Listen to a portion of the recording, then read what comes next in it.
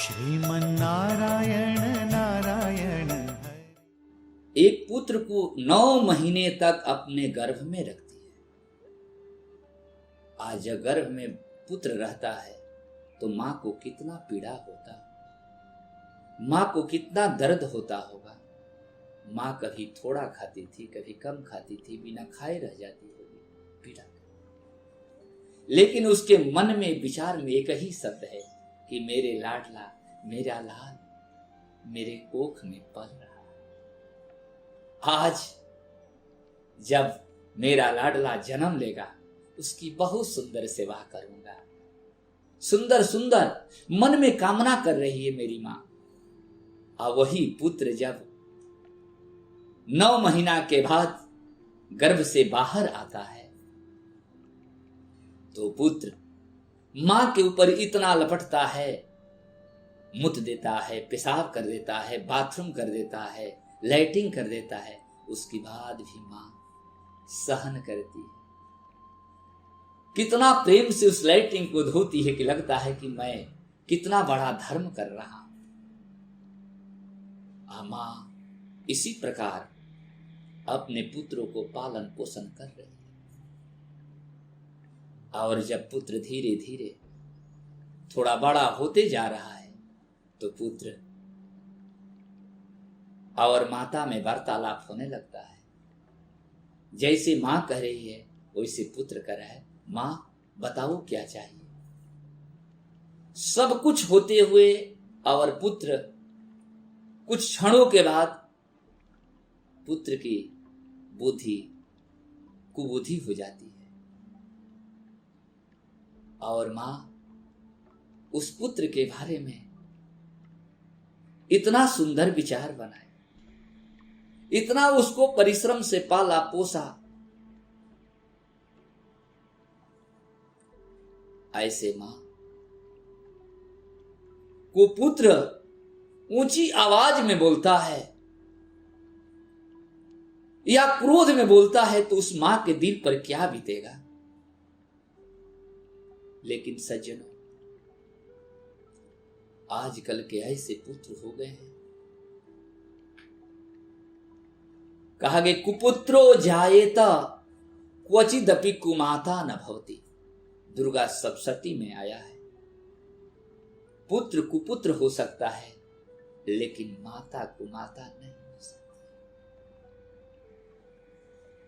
माता कुमाता नहीं हो सकती है। और माता, वो पुत्र बहुत बड़ा आज्ञाकारी निकला, मां का सेवा कर रहा था। सोचा उस पुत्र के दिमाग में, मस्तिष्क में ही था कि यदि मां नहीं रहती तो आज मैं इस धरती पर नहीं आता। आज मां के ही कारण मैं इस धरती पर आया हूं। इसलिए मां को हमारे द्वारा, हमारे रहते हुए किसी के द्वारा मेरी मां को कष्ट नहीं होना चाहिए। उसी प्रकार वो बालक अपने माता का आदेश का पालन करते हुए सब कुछ किया। आज तक वो पुत्र ने किसी को दिया और किसी से लिया नहीं, कभी भी समाज को खिलाया, क्योंकि उसके अंदर संस्कार भरा है, उसके अंदर धर्म भरा है। कहा कि पुत्र कुपुत्र कब होता है? जब मां के कोख में पुत्र आता है, जब गलत समय पर गर्भ होता है, नाजायज लोगों से संबंध गलत होता है, अगर्भ हो जाता है, वो पुत्र गलत मार्ग पर जाता है। और समय और मुहूर्त के अनुसार जो पुत्र गर्भ में आता है वो पुत्र बहुत बड़ा संस्कारिक होता है। वो कुपुत्र नहीं होता है, वो पुत्र कहा जाता है। उसी प्रकार एक दिन की बात हुई, सारा कार्यभार चलाते, माता का सेवा करते हुए एक दिन अपने ऑफिस में सबको बैठाकर, अपने कार्यालय में बैठाकर सबको यही शब्द बोल रहे हैं कि मेरे ऊपर किसी का एक पैसा का कर्ज नहीं है, दुनिया में किसी का मेरे ऊपर कर्ज नहीं है। तो सारे लोगों ने कहा कि महाराज सही में आपके ऊपर एक पैसा का कर्ज नहीं है, इसलिए कि आप दिए हैं, आप लिए नहीं हैं। तब तक एक महापुरुष उसी ऑफिस में उसी क्षण आ गए। कहे महाराज किसी का कर्ज नहीं है, लेकिन एक व्यक्ति का कर्ज आपका है, आपके ऊपर कर्ज है। कहे महाराज ये बात आप कैसे बोल दिए? हमारे ऊपर कोई कर्ज नहीं है। मैंने सारा दुनिया को कर्ज देता हूं, लेता नहीं हूं। लिया भी हूं तो सारा लोग को दे चुका हूं, चुकता कर चुका हूं। मेरे मुंशी मैनेजर, मेरे फाइल इत्यादि में कहीं एक पैसा का मैं कर्जदार नहीं।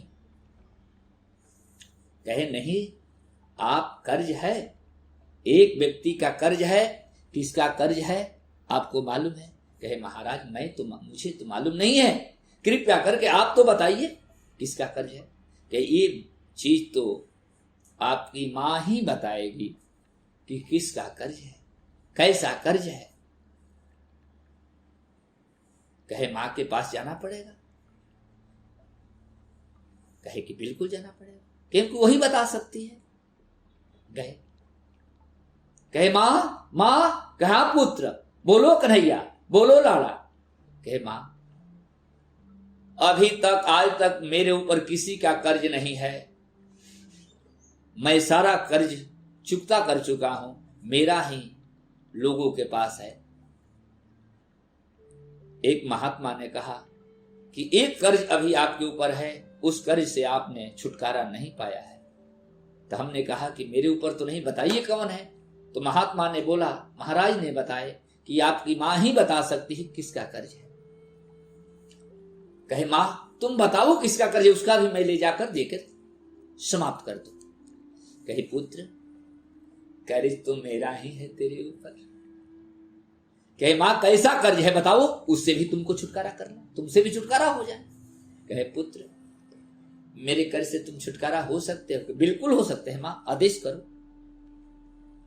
आज्ञाकारी पुत्र ने मां कही, पुत्र यही तुम्हारा कर्ज है कि मेरे साथ तुमको 3 दिन 3 रात मेरे साथ तुमको सोना है, और 3 रात सो लोगे तो मेरे कर्ज से तुम मुक्ति हो जाओगे, तुमको मैं मुक्त कर दूंगा। कहे मां क्या बात है,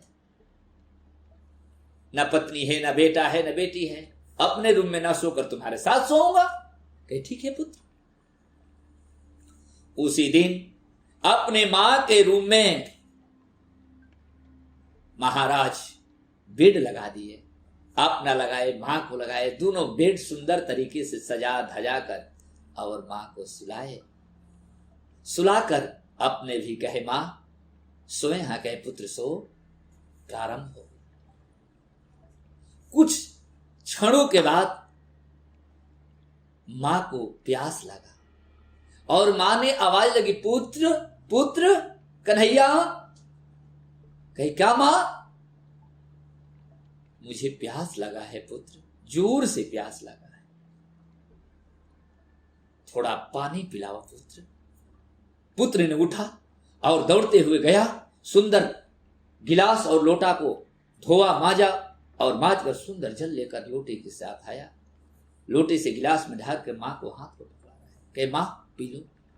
मां 1 घूंट 2 घूंट पी और मां के हाथ से लग गया, जल बिस्तर पर गिर गया। अब जल जब बिस्तर पर गिर गया तो बिस्तर तो गीला हो गया। जब गीला हुआ सज्जनों बस बिस्तर, तो पुनः पुत्र ने उस बिस्तर को मां को एक दूसरी जगह पर बैठाकर पुनः बिस्तर को बदला और फिर बिछाया, डसाया। अब पुनः मां को सुलाया, अब पुनः अपने बिस्तर पर पुनः सोने चला गया। ऐसे करते करते कुछ क्षण के बाद, कुछ घंटों मिनट बाद पुनः मां कही, पुत्र पुनः प्यास लग गया है। पुत्र उठा, पुनः गया और पुनः जल लेकर आया और जल मां को पिलाया। जल पीने के बाद पुनः मां के हाथ से लग गया, दोबारा बिस्तर पुनः गीला हो गया। लेकिन पुत्र उसके बाद भी नहीं गुस्सा रहा। भाव से, भक्ति से उस बिस्तर को पुनः बदल डाला और बदल कर मां को पुनः सुलाया। सुलाने के बाद पुत्र पुनः अपने बिस्तर पर गया। उसके बाद जब पुत्र सो लिया, कुछ क्षण बाद कही, पुत्र पुनः प्यास मुझे लगा है। अब धीरे धीरे पुत्र को गुस्सा आना प्रारंभ हुआ कि बार बार एक घूंट जल पी रही है, गिरा दे रही है, परेशान कर रही है। गुस्सा के मारे एकदम लाल हो रहा है पुत्र। पुनः गया, पुनः जल लेकर आया। अगर एक बाल्टी जल लेकर वहीं रख दिया कि लो अब पीते रहो, पिलाया, पुनः गिर गया, पुनः बिस्तर गीला हो गया। गुस्सा होते हुए बदला, लेकिन गुस्सा को अंदर से बाहर नहीं निकाल रहा है। और मां पुनः तीसरे बिस्तर लगाकर पुनह सोई, पुत्र सोया। जब चौथे बार मां ने कही कि पुत्र पुनः प्यास लगा है, गया, पानी लेकर आया, कहा लीजिए पीजिए, पी और पुनः बिस्तर पर पुनः गिरा दी। कही कि आप तमाशा बना कर रखी हैं कि परेशान करके रखी हैं। कही पुत्र, अरे मेरा लाल, अभी 4 बार में तुम इतना क्रोध हो गए, इतना गुस्सा हो गए। मैं तो 2 बार में ही जान गया कि मेरा बेटा का अग्नि उज्जवल हो रही है, ज्वल रही है। अब कब यमार बाहर आएगा ये पता नहीं, मैं तो जान रहा था। ये बताओ पुत्र, तुम 4 बार में परेशान हो गए और तुमको 3 साल तक तुमने बिस्तर पर मुसते थे, मेरी गोद में रहते थे। एक रात में तूने 11 बार बाथरूम किया था, 11 बार मैं बिस्तर बदला, अपने ये सूखा साड़ी पर तुमको बिछाकर अंत में सुलाया।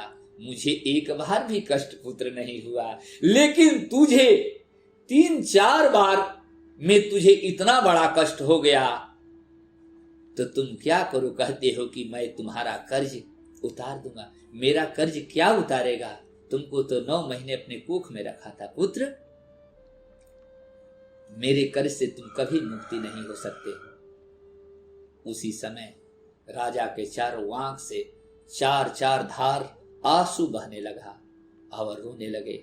माँ के चरणों पर जाकर गिर गए और गिर कर माँ से कहे कि माँ, मैं नहीं सोचा, आज मेरी नेत्र खुल गया। माँ, तुम्हारा कर्ज से कोई सारा संसार के पुत्र अपने माँ से कभी उसके कर्ज से मुक्ति नहीं हो सकते हैं। दुनिया के कर्ज से मुक्त हो सकते हैं, लेकिन अपने माँ के कर्ज से मुक्त नहीं हो सकते हैं। बोली वृंदावन बिहारी लाल की जय।